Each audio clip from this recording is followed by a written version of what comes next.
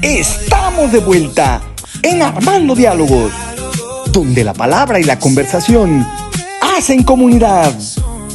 Sigamos armando el diálogo. Tocayo, acabas de mencionar algo al final del segmento anterior, algo que es muy significativo para todos nosotros. Digo, para todos nosotros que realizamos ese programa de Armando Diálogos. 10 años. Estamos cumpliendo 10 años al aire. Quizás más años, Tocayo, pero 10 años televisivamente. Bueno, 10 años en España TV. Y sí, tuvimos algunos años en Radiorama, en el siglo pasado. Vamos a intentar narrar un poquito cómo surgió este concepto de Armando Diálogos. ¿Qué pasó? ¿Cómo ocurrió? ¿Tú tienes memoria de eso? Salió primero como una ocurrencia, pero primero siempre andábamos, mi tocayo y yo, hemos estado vinculados al trabajo social, comunitario, luego al mundo laboral. Estuvimos colaborando en algunas administraciones que trataron de hacer las cosas diferentes y siempre andábamos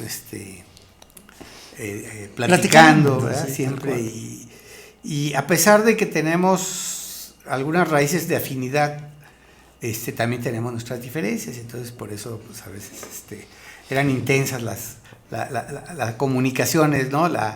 El peloteo verbal, ahorita que estamos en el fútbol, mundial, en el postmundial, en el peloteo mundial. Y entonces Sotero pues nos veía y yo creo que todavía yo entonces escribía en el Sol, y casi 20 años me aventé escribiendo editoriales en el Sol de Durango. Y entonces nos dijo, pues ¿por qué no me apoyan ahí en su programa? Y él tenía un programa en Radiorama, y nos invitó, y ahí estuvimos en las noches, en ciertas noches, no me acuerdo qué día de la semana estábamos. Creo que los jueves, ¿no? Por la noche. Y ahí por 20 de noviembre, y ahorita se me fue y había unos taquitos que venían casi abajo, de eso me acuerdo más. Sí, todavía. Y bueno, nos invitó, y ya empezamos, íbamos a empezar pues a ese programa, y teníamos que inventarle un nombre. Y estábamos como una especie de festejo, donde había muchos chistes, muchas bromas. Y había un funcionario que llegó, que fue famoso porque fue jefe de policía, fue el primer representante de derechos humanos. Sí. Y defendía mucho los derechos humanos él. Luego fue jefe de la policía municipal. Luego fue el titular de anticorrupción, ya falleció, el licenciado Héctor García Rodríguez. Y estábamos ahí cotorreando en una fiesta y pasó y nos vio dialogando, platicando. Una vez más. Sí. One more time. Y dijo, ay, usted se la pasan armando diálogos. Y yo me recuerdo que cuando dijo eso, dije, tocayo, ahí está el nombre del programa. Fue como una iluminación búdica, ¿no? Se iluminó todo el territorio y ya teníamos el pendiente de cómo ponerle a nuestro programa. Y no se lo habíamos puesto. Teníamos el programa, pero no teníamos el nombre. Teníamos el programa de radio, pues.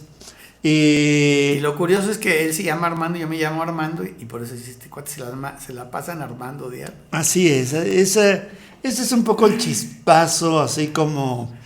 Pues yo lo digo así como un satori, le dicen en el mundo budista. Una iluminación que te llega y que te ennoblece y que te inspira al mismo tiempo. Una tendencia que fuimos haciendo en aquel periodo es qué sentido teníamos para nosotros en el programa. Y sería bueno como recordarlo porque estábamos como incursionando a una dimensión del periodismo, a una dimensión de la comunicación. Y vamos a poner como 3 coordenadas que yo creo que tenemos y cada una intentemos explicarla hasta cierto punto.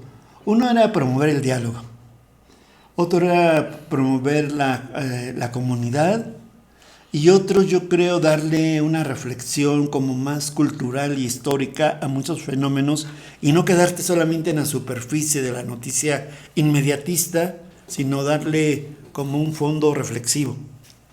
Y creo que esas 3 intenciones, tocayo, todavía son vigentes. Intentemos explicarlas a nuestro público y a nosotros mismos, a ver si estamos todavía en esa sintonía.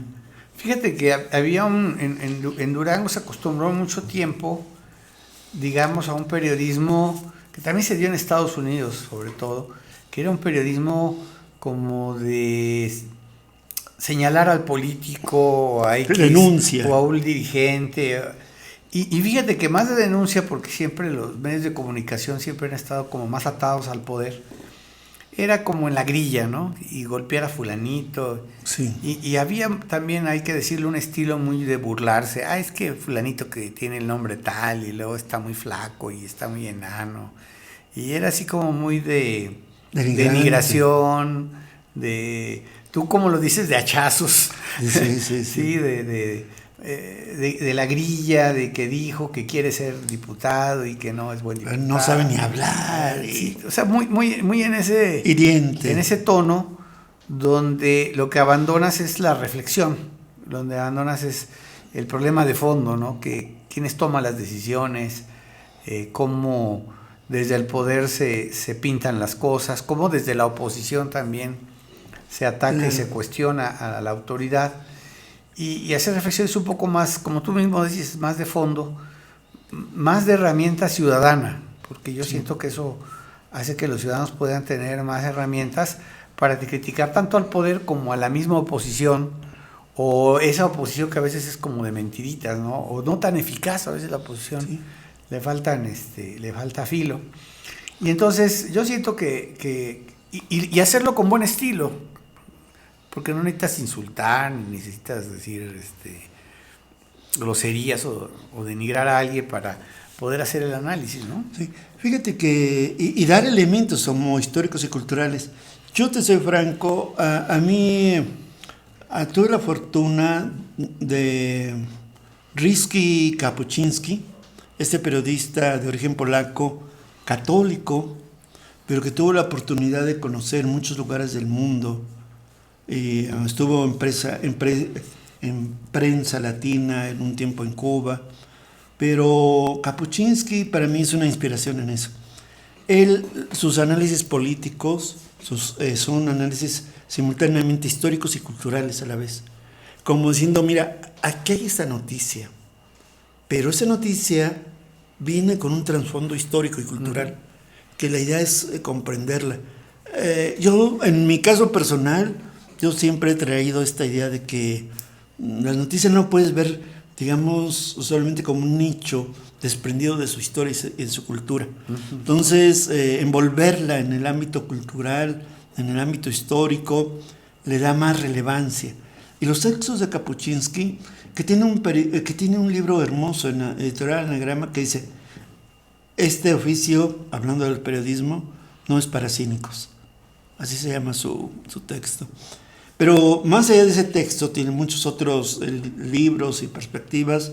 Ya murió el hombre polaco que habla con mucha claridad de demasiadas cosas. Y se ve, por ejemplo, está en algún poblado de África, dice, no puedo ni salir, hay mucha balacera afuera. O sea, era periodista de combate, ¿verdad? Sí. Que le llaman. Y dice, yo preferí comprar una vodka, encerrarme en mi cuarto a que me mataran, y preferí ponerme borracho. Es muy sincero de algunos gestos donde ha jugado su vida. Pero bueno, esa es una perspectiva que a mí se me ocurre, y creo que, aunque no sé qué tan versado, pero tú también traes esta idea, leyendo o no leyendo a Kapuscinski, dar contexto histórico, dar contexto cultural, y esa ha sido una de nuestras perspectivas, y no un periodismo de hacha fuerte, ¿no? Fíjate que hay dos periodismos que creo que lo hemos combinado un poco nosotros. Hay un periodismo que le llaman el periodismo neutral, y obviamente la neutralidad absoluta pues es muy complicada, pero se puede a veces hacer esto de retirarse un poquito de la contienda y poder ver cómo está la situación de los técnicos contra los rudos. Exacto. Y poder tratar con datos y con la mayor objetividad dar puntos de vista. Eso a veces es complicado y no es fácil, porque finalmente uno puede tener ciertas posiciones, pero yo creo que a veces ese equilibrio nos ha llevado a asumir ciertas críticas de un lado y de otro, y luego está uno en medio del fuego cruzado, ¿no?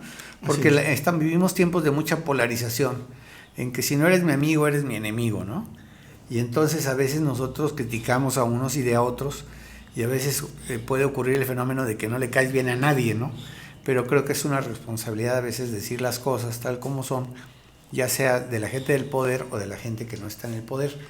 Y lo otro es que a veces también asumimos pues una historia, o sea, una posición, ¿no? Un posicionamiento. Y de los posicionamientos yo creo que más allá de las izquierdas y las centros y las derechas o la socialdemocracia en muchas categorías, mi tocayo y yo hemos ido consensando mucho la bandera de los derechos humanos. Sí. Fíjate que la bandera de derechos humanos es una bandera muy universal, muy bonita, y que incomoda a veces a los progresistas y a veces a los conservadores, incomoda a Donald Trump, ¿no? Que toma un montón de medidas.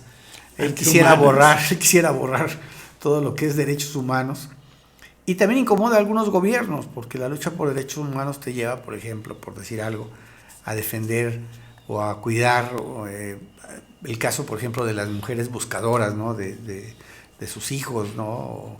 O que a veces la autoridad o algunas autoridades abusan de su poder, etcétera, o que no se satisfacen ciertos derechos humanos fundamentales.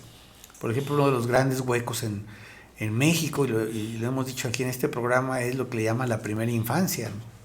Que en otras partes del mundo sí se invierte mucho en programas de primera infancia, y nosotros aquí realmente tenemos pocas políticas sociales y no suficientes a nivel masivo para garantizar los derechos de la primera infancia, que es, incluso hablan desde que se planea el bebé, de que vaya a nacer, hasta los 5 años de edad. Algunos dicen que hasta 6, pero vamos a dejarlo en 5. Entonces creo que esos dos periodismos, uno como que trata de ser objetivo y a veces tener cierto equilibrio y neutralidad, y a veces sí tener un periodismo de postura, vamos, obviamente diciéndolo con mucha claridad, ¿verdad? Y sobre todo yo siento que el aspecto de los derechos humanos, que es un tema que tú has tocado porque tienes maestría en ese tema y eres doctorante también en derechos humanos, creo que es una de las banderas sociales más importantes y que deben de ser defendidas. Oye, tocayo, yo quisiera seguir hablando, pero sin querer solamente vimos un punto de estas cualidades casi inmensas que tiene ese programa, pues Armando Diálogo. Así, y obviamente el tema de la ética, que siempre es muy importante, ¿no? Claro. Fundamental. Pero vamos a hacer un corte porque el tiempo nos ha alcanzado. Sí. Vamos a hacer un pequeño corte y regresamos. Amenazamos con regresar. No te vayas. La conversación continúa en Armando Diálogos. Regresamos en un momento.